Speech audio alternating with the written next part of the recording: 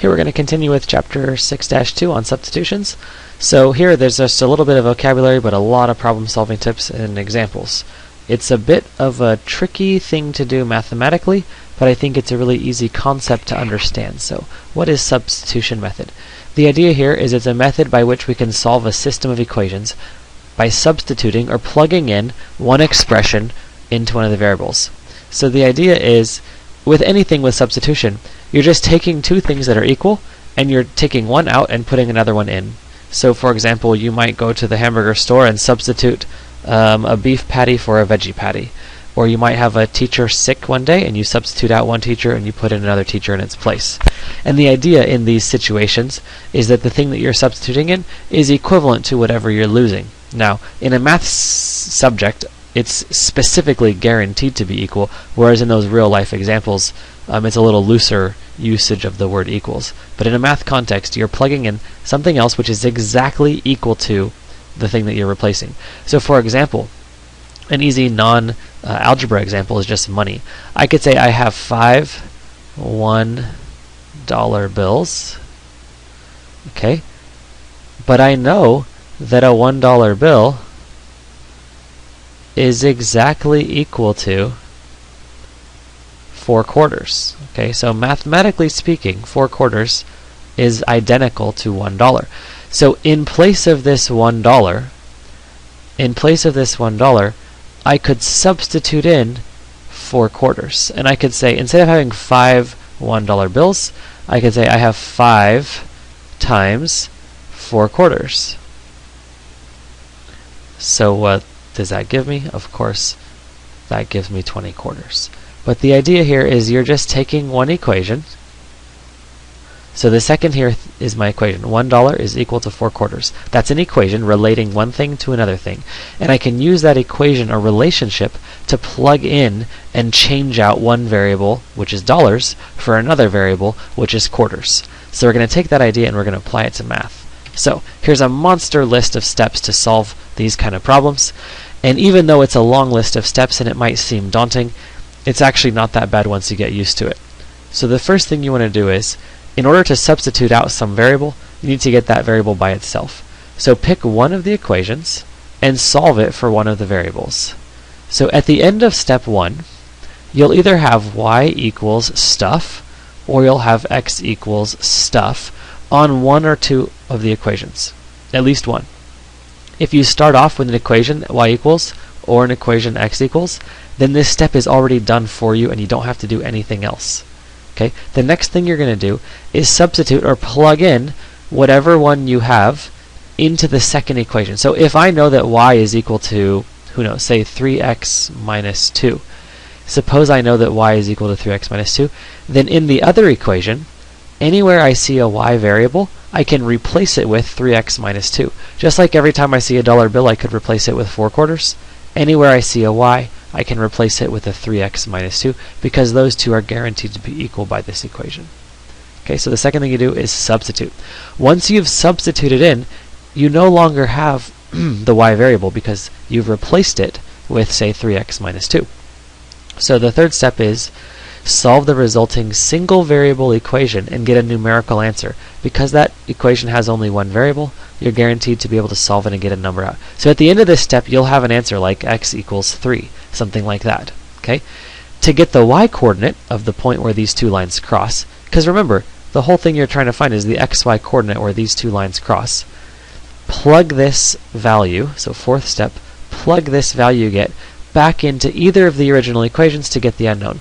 Of course, if you know that you have some equation y equals 3x minus 2, if you know the x value is 3, it's very easy to plug this in and get the y value. So for example, maybe you plug this in and you get y equals 3 times x value, which was 3 minus 2, so 9 minus 2, y equals 7.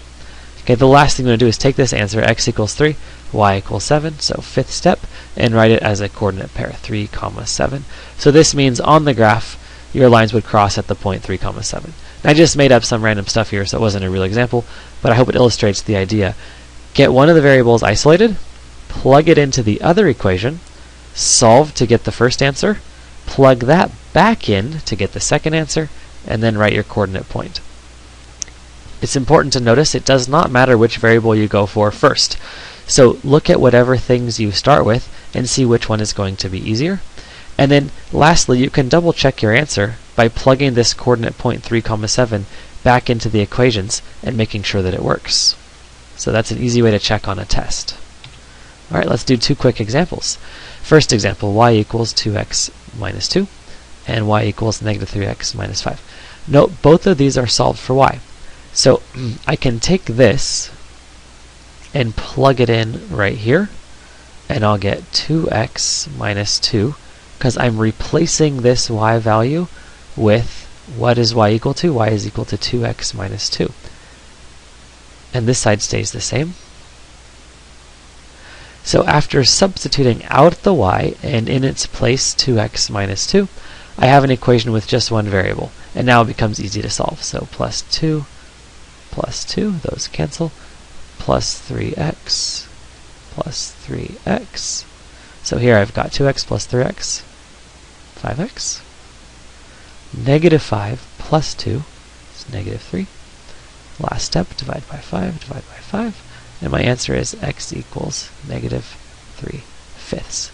Okay, I can plug this back into either one, and they should both give me the same answer. So let's check. Y equals 2 times negative 3/5 minus 2. 2 times negative 3 is negative 6/5 right here. Minus, to get these together, I'm going to use a common denominator, which is 10/5, because 2 is 10/5. So y equals negative 6 minus 10 is negative 16/5. Once I have my x-coordinate and my y-coordinate, I can combine them into my final answer, which is negative 3/5, comma, negative 16/5. Okay, so let's check this answer on Desmos and see if it gives us the same thing. Okay, so here we are on Desmos, and I've typed in the two equations, y equals 2x minus 2 and y equals negative 3x minus 5, and you can see that one has a positive slope and one has a negative slope, and they cross right here at this point, negative 0.6 comma negative 3.2, which is the decimal form of what we had as our answer. So that checks out and is the correct answer. Okay, let's switch back over to the other example. Okay, now we're taking a look at the second example.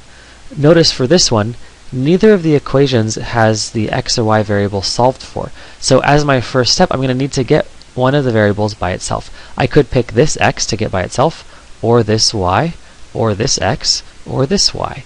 So at this point, the best thing to do is to choose whichever one you think is going to be easiest, and probably have less fractions. So all these three variables all have a coefficient, which means I'm going to have to divide to get those variables by themselves. But this y is kind of by itself already. So let's solve for this variable here. So minus 2x, that's gone. Let me jump down. So I have negative y equals negative 2x plus 4. I just changed the order of those guys. Now to get rid of the negative sign, I'm going to multiply the whole thing by negative 1. So I have y equals, change the sign, 2x, change the sign, minus 4.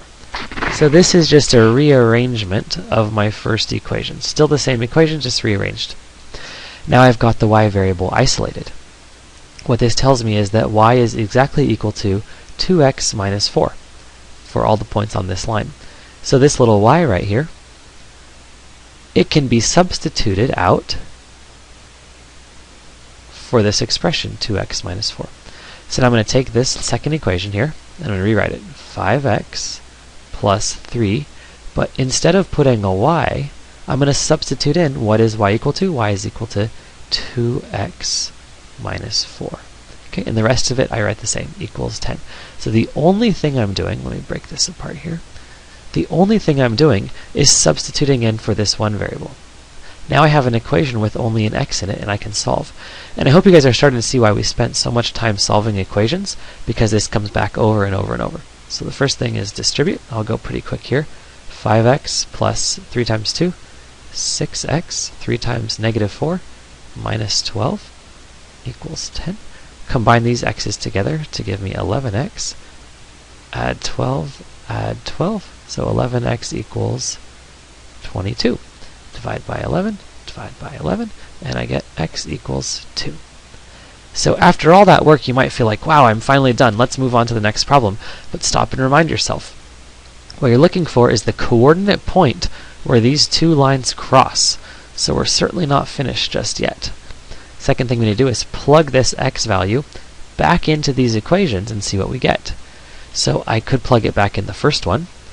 2 times 2 minus y equals 4. Or I could plug it back in the second one. 5x, 5 times 2, plus 3y equals 10. And both of these should give me the same answer. Let's check.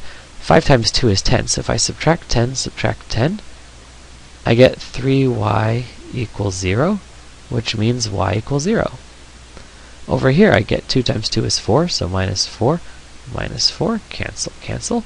Negative y equals 0, so y equals 0. Notice that I got the same answer in both of these, which is pretty much guaranteed proof that I've done this problem correctly. So again, let's go ahead and type these two into Desmos to kind of just visualize, see what it looks like. 2x minus y equals 4, and 5x plus 3y equals 10. Okay, and here we are with Desmos. I've got the two equations typed in, 2x minus y equals 4, and 5x plus 3y equals 10. And you can see the blue one here, 5x plus 3y equals 10, is a slope with a negative, or is a line with a negative slope going downward here. And the orange one, 2x minus y equals 4, has a positive slope, and you can see that they cross right here at the point 2, 0, which is the exact thing that we got. So let's go back and look at our graph here. The final answer we need to write, overall final answer, if we got x equals 2 and y equals 0, we need to go ahead and write that coordinate point as our answer. So the final answer would be 2, 0, the coordinate point where these two lines cross. So with these kind of problems, you want to solve by substitution. Get one variable by itself, plug it into the second equation, solve for the first variable, plug that back into either equation, and get your final answer as a coordinate point.